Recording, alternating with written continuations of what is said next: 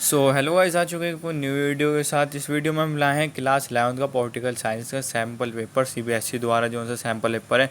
इस आज मैं समझाऊंगा डिटेल में, जैसे कि मैंने इकोनॉमिक्स का फिजिकल एजुकेशन का सैम्पल पेपर और मोस्ट इंपॉर्टेंट क्वेश्चन आंसर, मैंने क्वेश्चन पेपर जिसे कहते हैं जो हो चुके हैं, सब चीज़ें एकदम समझा रखी है क्लियर तरीके से। आप हमारे चैनल पर न्यू आए तो हमारे चैनल को लाइक कमेंट एंड सब्सक्राइब, उन वीडियो को भी देख सकते हैं और अच्छी तरीके से कर सकते हैं। जैसे कि आज मैं इस सैम्पल पेपर की बात करूँगा कि मैंने सैम्पल पेपर लोग PDF में समझाते हैं, मैं लाइव एकदम सैम्पल पेपर ले आया जो कि मैं इसे समझाऊंगा किस तरीके से करना है, कैसे करना है, कितने क्वेश्चन आएंगे, कैसे करना है, किस तरीके से करना है।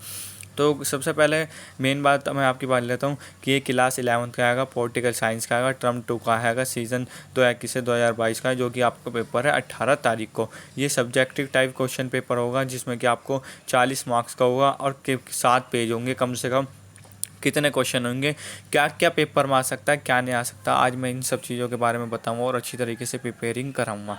ठीक है, और इनके अलावा भी most important question chapter wise और भी काफ़ी सारी चीज़ें मैं लाऊंगा। टेंशन बाद में लेना, जैसे कि मैं हर बार पेपरों में 70% 80% मेरा बताया हुआ आता है, इस बार भी आएगा ही जो कि मैं बताऊँगा। तो मैं आप जैसे कि 2 नंबर का आएगा, गांधी जी के स्वराज से क्या आशय है।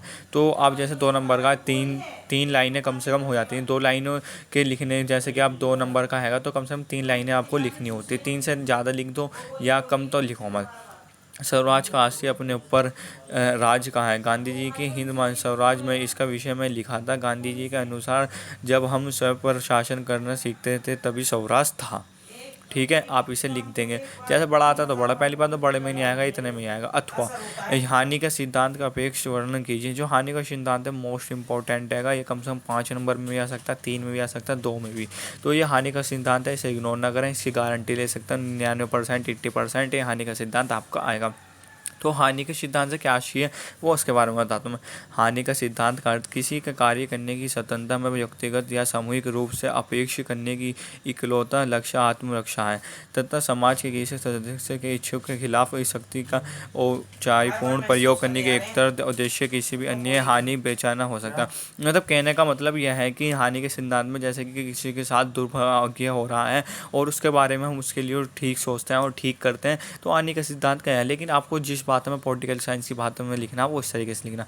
तो गाइस वीडियो सही से देखना, स्किप मत करना, क्योंकि 10-15 मिनट की वीडियो से आपको सबसे बड़ा बेनिफिट ये होगा कि साल भर का जो उसने पढ़ा नहीं है वो समझ आ जाएगा, क्योंकि 10-15 मिनट की वीडियो से।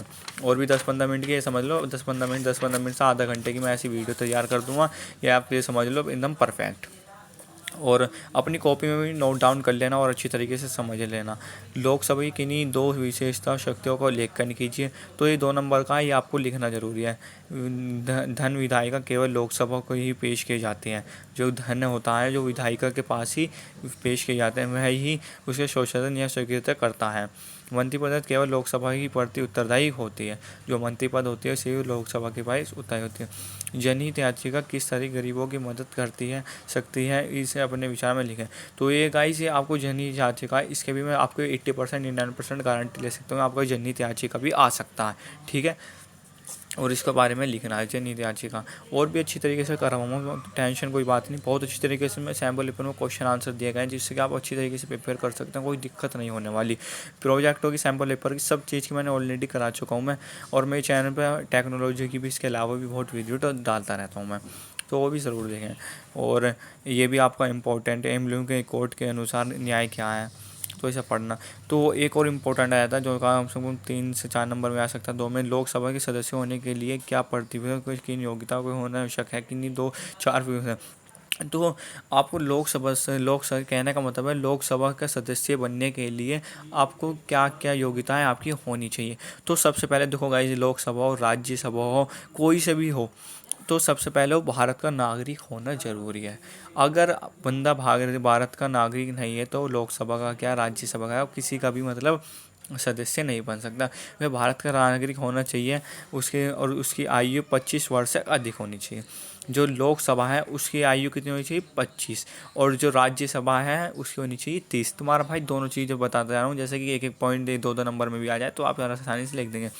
ठीक है, वह किसी लाभ या पद पर नहीं होना चाहिए। जैसे कि लोकपाल होते हैं किसी पद पे होते हैं या सरकारी, और उसके अलावा भी लोकसभा में होते हैं, तो ऐसे नहीं होना चाहिए। लोग वह पागल, वह दिवालिया नहीं होना चाहिए, उस पर कोई जुर्म नहीं होना चाहिए और वो पागल नहीं होना चाहिए मानसिक रूप से, जैसे ये होता है।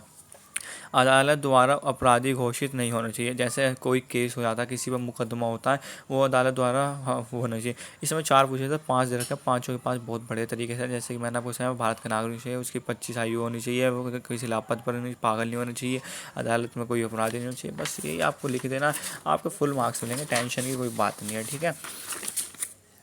अब आपका आता है ये वाला, समाजवाद के मुख्य सरकारों को वर्ण कीजिए। इंपॉर्टेंट है भाई समाजवाद असमानताओं के जवाब में उपजा कुछ राजनीतिक विचारों का समूह है। यह खासकर वह असमानताओं थी जिसकी औद्योगिक पूंजीवादी अर्थशास्त्र में पैदा हुई थी, उसे बाद तक बनी है। तो समाजवाद का भी पढ़ लेना इंपॉर्टेंट है, बहुत इंपॉर्टेंट है। 7 क्वेश्चन, संविधान में अनुच्छेद 74(1) से संविधान किस के लिए है, तो ये बहुत इंपॉर्टेंट है। ये राज्य मतलब जो राष्ट्रपति है उसके बारे में लिखा हुआ है, और मैं बताऊंगा इसे कैसे लिखा है। राष्ट्रपति की सलाह देने के लिए एक मंत्री पदित होगी जिसका प्रधान प्रधानमंत्री होगा। देखो लाइन बहुत शुद्ध भाषा में लिखी हुई है। जैसे कि अब राष्ट्रपति को हमें कुछ विचार देना है, तो राष्ट्रपति की सलाह देने के लिए एक मंत्री पदित होगी जिसका प्रधान प्रधानमंत्री होगा। राष्ट्रपति अपनी कृतियों का प्रयोग करने के ऐसा असल में अनुसार करेगा। जो राष्ट्रपति की जो शक्तियाँ वो अपने कृतियों का प्रयोग करके उसके अनुसार कार्य करेगा। परंतु राष्ट्रपति मंत्रिपद से ऐसी सलाह को पुनर्विचार करने के लिए कह सकता है। अगर जैसे कि मतलब राष्ट्रपति मंत्रिपद में जो सी होगी उसके बारे में राष्ट्रपति को कुछ अपने देश के हित में लिखता है, कानूनी तौर से उसमें है नहीं, तो राष्ट्रपति मंत्रिपद को सलाह को पुनर्विचार करने के लिए कह सकता है। और राष्ट्रपति पुनर्विचार के लिए 25 दी गई सलाह के अनुसार ही कार्य करेगा, ठीक है। अब आपका आता है 8, यदि एक आध्यात्मिक शिक्षक कमज़ोर छात्रों के मनोबल को उठाने के लिए कुछ अतिरिक्त कदम है, तो ये आपको गाइस लिखना है। ये भी काफ़ी अच्छा क्वेश्चन है जिसमें कि आपको लिखा है। तो आपका आता है सेक्शन ए में 8 क्वेश्चन दे रखे हैं। और आपका आता है क्या है, न्यायपालिका की स्वतंत्रता में संविधान द्वारा किस प्रकार सुनिश्चित किया गया। भाई बहुत इंपॉर्टेंट है, 4 नंबर में आया।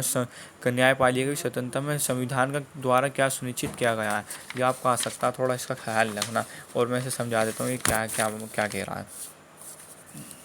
तो भारतीय संविधान में निम्नलिखित उपाय द्वारा न्यायपालिका की स्वतंत्रता को सुनिश्चित किया गया। सबसे पहला पॉइंट, दलित राजनीति की भूमिका को दूसरे रखने की न्यायाधीशों की नियुक्तियों के मामलों में विधायिका का सीमित नहीं किया जा सकता। न्यायाधीश के रूप में नियुक्त होने के लिए किसी व्यक्ति को अदालत का अनुभव होना चाहिए। अगर न्यायाधीश में मतलब नियुक्ति के लिए जाना है तो उसके लिए किसी का अदालत का मतलब होना चाहिए अनुभव। न्यायाधीशों का कार्यकाल सुनिश्चित होता है, जो न्यायाधीश होते हैं उनका कार्यकाल सुनिश्चित होता है। जैसे कि ये कहने का मतलब है, जैसे लॉयर होते हैं ना, उन्हें मतलब एक्सपीरियंस हुआ है सुप्रीम कोर्ट के, वो इन चीज़ों की बातें कर रहे हैं। न्यायाधीशों का वेतन सुनिश्चित निधियों का दिया जाता है। न्यायाधीशों का रिकॉर्डर करने के लिए उनके द्वारा वकालत करने की प्रतिनिधि होना चाहिए। अगर आपको इनमें से 4 लिखना है, 4 में से आपको 5 दे रखे हैं, इसमें से अच्छी तरीके से प्रिपेयर करें।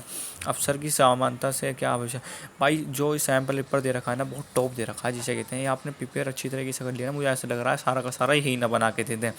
तो अफसर की समान तो वीडियो स्किप मत करना और अच्छी तरीके से करना प्रिपेयर, जिससे कि मैं अभी बार बार कह रहा हूँ कोई दिक्कत ना हो। और 10-15 मिनट की वीडियो से आपको पूरा साल का और जितना भी पढ़ा वो सारा समझ आ जाएगा, तो इससे बड़ी क्या बात है नहीं। तो कोई प्रॉब्लम होती है, तुम्हारा भाई तुम्हारे साथ खड़ा है। अपने भाई के चैनल को मतलब चैनल पे जाके मतलब कमेंट में कह देना कि इसमें प्रॉब्लम हुई, ये प्रॉब्लम हुई। एक क्वेश्चन के लिए तुम्हारा भाई पूरी एक वीडियो बना देगा, चाहे मेरा कितना भी टाइम वेस्ट हो, मुझे उससे कोई मतलब नहीं। आपको समझ आना चाहिए। अवसर की समानता से क्या आशय है कि अब समाज में तमाम लोगों को शासन महत्व देना माना जाता है कि मनुष्य होने के निमित्त सभी व्यक्तियों के कुछ समान चारिक विशेषता होनी चाहिए, इसलिए समान अधिकारों को समान व्यक्तियों के अधिकार होने चाहिए। आज मैंने ना 6 मार्क्स के ना 7 क्वेश्चन डाल रखे हैं, जिसमें कि भाई सब जिसे कहते हैं 12 नंबर के आने ही आने हैं। तो अफसर की समानता को भी आप पढ़ेंगे अच्छी तरीके से, और अपनी कॉपी में नोट डाउन करके पढ़ें तो अच्छे हो गए। तो गाइस आपका एक मैप भी आ सकता है, जैसे कि इसमें देख रखे हैं, आपका एक मैप भी आ सकता है। भारत के लिए देखें मानचित्र में ABC को मतलब जो दे रखा है मैप दे देंगे। पहले आता था मैप, अब वैसा मैप नहीं, इसमें लिखना है, ये फिल इन द ब्लैंक से खाली होंगे और इसके लिखने हैं। जैसे कि अब ये दे रखे हैं, अब ये है जैसे कि AB दे देंगे, CD दे देंगे, और इसे हम अपनी तरफ से लिखने राज्य का नाम। तो पहला लिख देंगे उत्तर प्रदेश, कर्नाटक, महाराष्ट्र, तेलंगाना, बिहार भी आएगा। गाइस ये बहुत मोस्ट इम्पोर्टेंट हैगा। 5 नंबर में या 6 नंबर में ये आ सकता है। नकारात्मक और सकारात्मक स्वतंत्रता से के प्रमुख जो मतलब अंतर है वो बताएं। जो नकारात्मक स्वतंत्रता में इसी भारी सतह को हस्तक्षेप नहीं होता, यह उस क्षेत्र के पहुंचने में बेचने की प्रयास करता है जिसमें व्यक्ति अनुल्लेखन हो, जबकि सकारात्मक स्वतंत्रता का उद्देश्य में माने कि व्यक्तियों का केवल समाज में स्वतंत्रता ही है, समाज के बाहर नहीं। और इसलिए यह मतलब जो नकारात्मक स्वतंत्रता वो स्वतंत्रता देखी जाती है कि मतलब किसी का मतलब दुरुपयोग, ये सारी चीज़ें मतलब देखे जाते हैं। जैसे कि अब ये पेन है, अब ये पेन यूँ यूँ मैं हिला रहा हूँ तो मतलब सामने वाले को दिक्कत ना हो, यही नकारात्मक स्वतंत्रता व अनात्मक में डिफरेंट बताना, डिफरेंट जिसे कहते हैं। इनके अंतर बताना, नकारात्मक का मतलब क्या, सकारात्मक का मतलब क्या है। ठीक है, बढ़ते हैं आगे। अब ये आ जाती है नकारात्मक, इसके बारे में पॉइंट जो देखें। नकारात्मक स्वतंत्रता एक तत्व स्पष्ट है जिसमें व्यक्ति क्या करने की मुक्ति है, जिसमें उलट स्वतंत्र सकारात्मक स्वतंत्रता के तहत कुछ करने की स्वतंत्रता की विचार रखा गया है। नकारात्मक स्वतंत्रता आर्थिक क्षेत्र में सचिव राज्यों के समर्थक है, जबकि सकारात्मक स्वतंत्रता व्यक्तियों के पूर्ण विकास के लिए, राज्यों के विकास के लिए मानते हैं। जो सकारात्मक स्वतंत्रता और राज्यों के विकास के लिए पूर्ण विचार किया जाता है। नकारात्मक स्वतंत्रता के अनुसार राज्य का कार्य क्षेत्र सीमित सकारात्मक स्वतंत्रता के काल्पनिक भूमिका को करता है। अब आया था आपका भाई, ये भी बहुत इंपॉर्टेंट है यार, तुम्हारी कसम, ऐसे ऐसे क्वेश्चन जिसे दे रखे हैं कि मतलब ये आने ही आने। अभिव्यक्ति की स्वतंत्रता पर उचित प्रतिबंध होने के क्या नहीं है, इस विषय में आपको कुछ विचार लिखना। जो अभिव्यक्ति की स्वतंत्रता उसके बारे में लिखना है, 6 मार्क्स का। देखो गाइस, कम से कम 6 मार्क्स का, तो आपको 10 से 12 लाइनें लिखनी होगी जो आपको 6 मार्क्स चाहिए तो। ठीक है, राष्ट्रपति की किन्हीं शक्तियों को विषय है, जो राष्ट्रपति है उसकी शक्तियों के बारे में बताना, 6 मार्क्स का है। इसे भी बहुत अच्छी तरीके से करना है। जो राष्ट्रपति की शक्ति है, देखो अब भी कह रहा हूँ मैं, 10 से 12 लाइनों में लिखोगे तो आपको पूरे 6 मार्क्स मिलेंगे। अब ये समझ के आ रहा हो 3-4 लाइनें लिख दूँ 6 मार्क्स कुछ नहीं मिलेंगे। ठीक है, राष्ट्रपति मंत्री की सलाह को लौटा सकता है, पॉइंट वाइज लिख सकते हैं। जैसे उसमें तो बड़ा दे रखा है तो आप इसमें पॉइंट वाइज लिखते हैं। राष्ट्रपति की मंत्री पद की सलाह को लौटा सकता है और उसे अपने निर्णय लेने की पूर्ण विचार करने के लिए कह सकता है। जब राष्ट्रपति को ऐसा लगता है कि सलाह में कुछ गलती है या कानूनी रूप से कुछ कमी है या फैसला देश के हित में नहीं है, तो मंत्रिपद को अपने निर्णय पर पुनर्विचार करने के लिए कह सकता। बेहतरीन पॉइंट है, ये सारी चीज़ें होनी चाहिए अपने, ये हमारे से रिलेटिव होती है, हमारे देश से रिलेटिव होती है। हमसे चाह क्या रहा, बस हमें समझने की देरी होती है। दूसरा लिखना होता है, दूसरा, राष्ट्रपति के पास वीटो की शक्ति होती है, प्रतिनिधित्व की होती है। जो राष्ट्रपति है उसको वीटो की शक्ति होती है। इसे वह संसद के द्वारा प्रत्येक विधायिक का धन विधायकों को छोड़ सकता है। वह स्वीकृति देने के लिए लंबी वह स्वतंत्रता या स्वीकृति देने के लिए माना जाता है। तीसरा प्रकार की विशेषाधिकार राजनीतिक परिस्थितियों के कारण पैदा होता है और औपचारिक रूप से राष्ट्रपति प्रधानमंत्री की नियुक्ति कर सकता है। एक पॉइंट लिख देंगे, जो राष्ट्रपति और प्रधानमंत्री की नियुक्ति कर सकता है। सामान्य अपनी संसदीय व्यवस्था को लोकसभा के बहुमत दल के नेता को प्रधानमंत्री के रूप में नियुक्त कर सकता है। जैसे कि अब यहाँ पर चुनाव है, जैसे कि प्रधानमंत्री आपके हमारे पीएम मोदी जी हैं, उनके बारे में उनके चुनाव हुए, तो उनके जो चुनाव में जैसे कि अब आपकी भी आम आदमी है, कांग्रेस है, भाजपा, इन बंदों में चुनाव हुए, तो इनमें जिसे ज़्यादा वोट मिली है वो जो बंदा जो जीतेगा उसे प्रधानमंत्री घोषित करेगा। ठीक है, एक ये भी लिख सकते हैं।